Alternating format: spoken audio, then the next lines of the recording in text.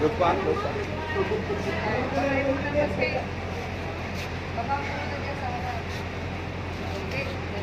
Oo, ma.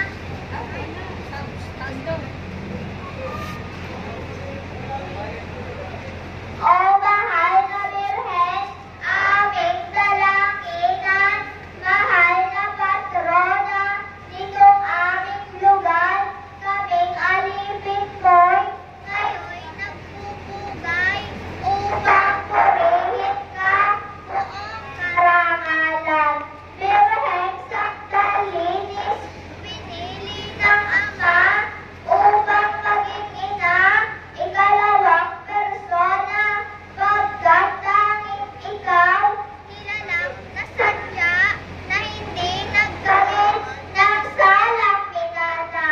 Ikaw na nga po yaong sinabi ng iba, di dapat kiladlin na maging patrona, pagkat ikaw yaong salas sa umaga, lulo ang marangal na walang kapara. Tinanggap ka namin, tagapamagitan, aming kahilingan sa Diyos na mahal. Ikaw rin ang aming pinagsasakdalan, tanang karaingan sa anak mong hirang. Paniniwala namin, hindi nag-iiba na kahit anumang paninira nila, bagkus naging muog sa tuwi-tuwi na di kayang gibain niyong ibang sekta.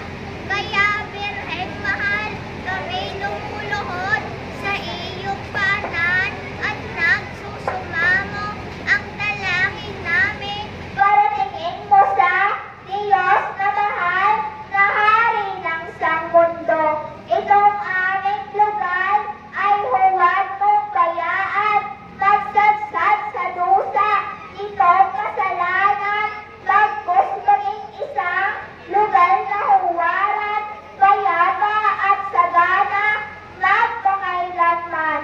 Gayon din kami ay iyong idalangin sa Diyos na mahal ng buong pagiliw, na yaon mong mga dinarasal namin ay kanang pakinggan at maging kapatid.